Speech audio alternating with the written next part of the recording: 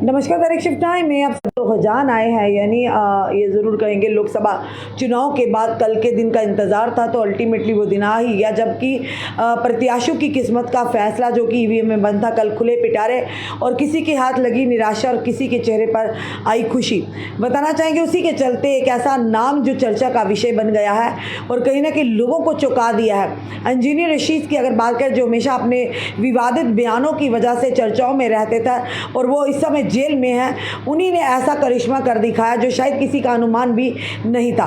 बताना चाहेंगे आपको कि प्रचार अभ्यास पर 27,000 रुपये खर्च हुए हैं, ये कहा है इंजीनियर रशीद के जो बेटे हैं उन्होंने कहा है। और ये इंजीनियर रशीद अगर बात करें बारामूला लोकसभा सीट से, जिसके मुकाबले में जो सामने खड़े थे, मुकाबला खड़ा था उमर अब्दुल्ला, पूर्व सीएम जम्मू कश्मीर के उमर अब्दुल्ला सजाद, यानी लोन के साथ था मुकाबला और दोनों ही यानी कि दिग्गज थे।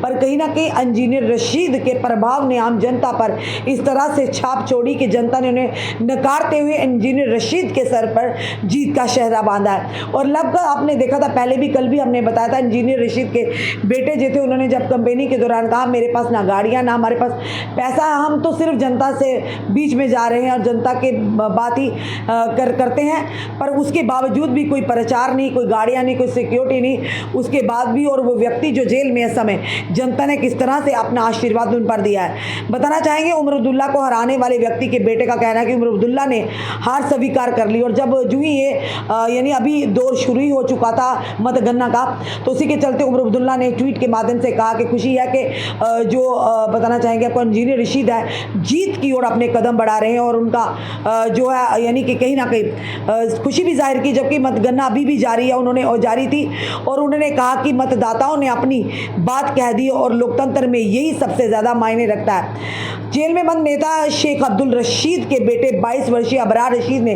कहा कि बारामूला सीट पर नेशनल कॉन्फ्रेंस के नेता और पूर्व मुख्यमंत्री उमर अब्दुल्ला को हराने और प्रचार करने में केवल 27,000 रुपये खर्च हुए हैं। अबरार रशीद 4 लाख से अधिक वोटों के से आगे यानी चल रहे थे। कल जब इस तरह का ट्वीट आया, अबरार ने कहा जनादेश जनता की जीत है और साफ तौर पर सही में है कि मायने जीत इसी को कहते हैं कि कानों कान खबर ना हो और कहीं ना कहीं जीत का सहरा उनके सर लग जाए। अब्दुल्ला ने हार स्वीकार कर ली और जबकि मतगणना अभी भी जारी थी, जब कल ये उन्होंने इस तरह का ट्वीट कर उन्होंने कहा कि मतदाताओं ने अपनी बात कह दी और लोकतंत्र में यही सबसे ज़्यादा खूबसूरत चीज़ और मायने रखती है। मुझे लगता है कि ये अपनी हार को स्वीकार करने का समय है, यानी अपनी हार को स्वीकार करने का समय। उत्तरी कश्मीर में जीत के लिए इंजीनियर रशीद को बधाई भी दी। उमर अब्दुल्ला ने अपनी जो एक्स पर यानी कि ट्विटर पर एक पोस्ट में कहा मुझे विश्वास नहीं है कि उनकी जीत से उन्हें जेल से रिहाई जल्दी मिलेगी और ना ही उत्तरी कश्मीर के लोगों को वह प्रतिनिधित्व मिलेगा जिनका उन्हें अधिकार है, लेकिन मतदाताओं ने अपनी बात कह दी और लोकतंत्र में यही मायने रखता है। यानी साफ तौर पर उन्होंने कहा कि इंजीनियर रशीद की जो जीत है वो कहीं ना कहीं उन्हें जेल से निकालने में पूरी तरह से सक्षम नहीं होगी, काम नहीं करेगी। वहीं पर उन्होंने ये भी कहा कि जिन वोटर्स ने उन्हें वोट दिया है उम्मीद के साथ हमारा प्रतिनिधित्व करेंगे, हमें रिप्रेजेंटेटिव हमारे मिलेगा, हमारी यानी बातों को आगे रखेंगे। पर कहीं ना कहीं उन्होंने कहा कि उन्हें यानी प्रतिनिधित्व, उन्होंने कहा मतदाताओं ने अपनी बात कह दी, यानी पर वो ऐसा नहीं होगा क्योंकि अभी वो जेल में बंद है। साथ ही साथ उन्होंने ये कहा कि इस वोटिंग के माध्यम से मतदाताओं ने अपने मन की इच्छा को जाहिर किया। बताना चाहिए शेख रशीद, जिन्हें इंजीनियर रशीद के नाम से भी जाना जाता है, पिछले 5 सालों से आतंकी फंडिंग के आरोप में तिहाड़ जेल में बंद है। अबरार का कहना है कि उनके पिता को मिला भारी जनादेश से उनकी बेगुनाही का सबूत मिलता है और उन्हें अपने लोगों का प्रतिनिधित्व करने के लिए तुरंत रिहा किया जाना चाहिए। 22 वर्षीय युवा ने बताया कि जब उनके पिता ने बारामूला सीट के लिए उनका नाम आगे बढ़ाया था तो उनके समर्थन में बहुत कम लोग थे, लेकिन धीरे धीरे हजारों लोग उनके साथ उनके पीछे खड़े हो गए और जेल में बंद नेता के लिए एक बड़ी लहर बन गई। अबरार ने बताया कि उनके वाहन के ईंधन में बदलाव पर यानी कि 27,000 रुपये खर्च हुए हैं, टोटल 27,000 रुपये। अबरार ने कहा यानी कि हजारों स्वयं सेवकों ने प्रचार में योगदान दिया और एक बड़ी जीत सुनिश्चित की। पूर्व मुख्यमंत्री महबूबा मुफ्ती ने भी अनंतनाग राजौरी लोकसभा सीट से हार स्वीकार कर ली थी।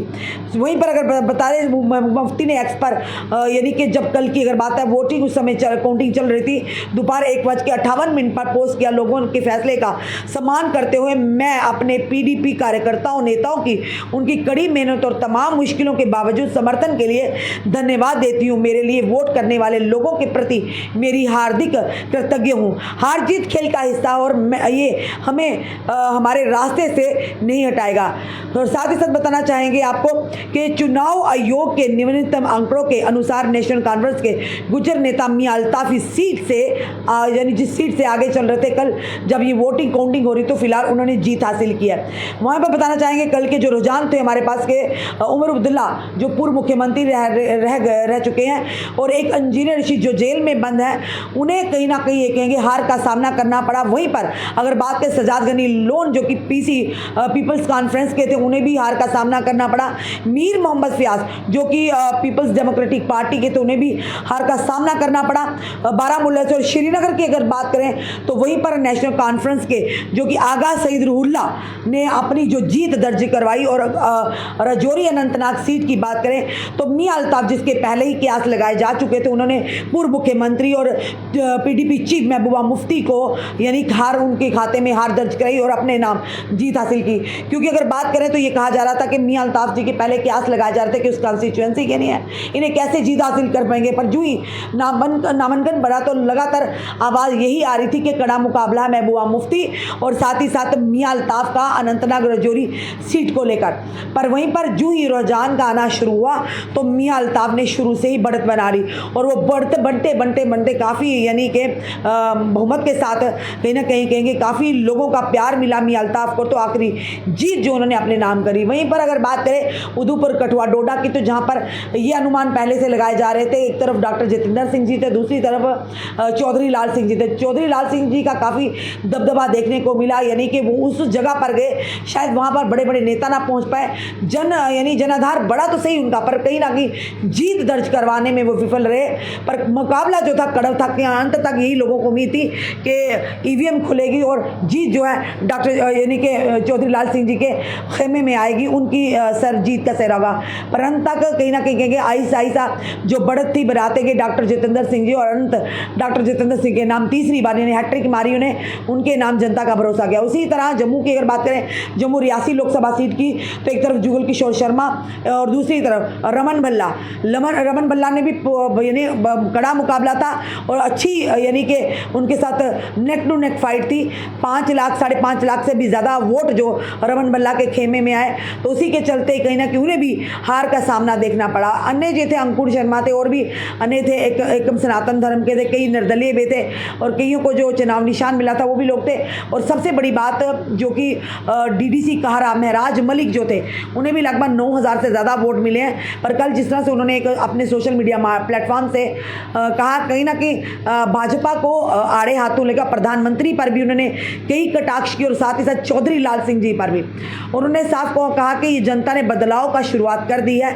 आने वाले समय में अगर जम्मू कश्मीर में अगर असेंबली के चुनाव होते हैं तो इससे साफ तौर पर पता चलता है कि जनता ने इस बार जो वोट किया उन्होंने नरेंद्र मोदी के नाम पर दिया। पर अगली बार अगर बात करेंगे असेंबली के चुनाव होंगे जम्मू कश्मीर की जनता का, जब अपना नेता चुनना होगा, अपना सीएम चुनना होगा, तो उस समय जनता ज़रूर सोच समझ कर वोट करेगी।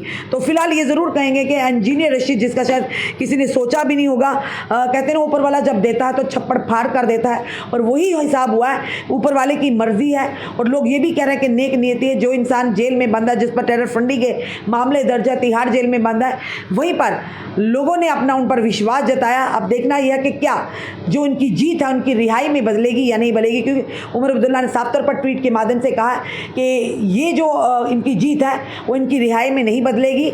ये ना हो कि उन्हें ये सोचे कि जीत हुई है तो उन्हें रिहाई मिल जाएगी, ऐसा नहीं है।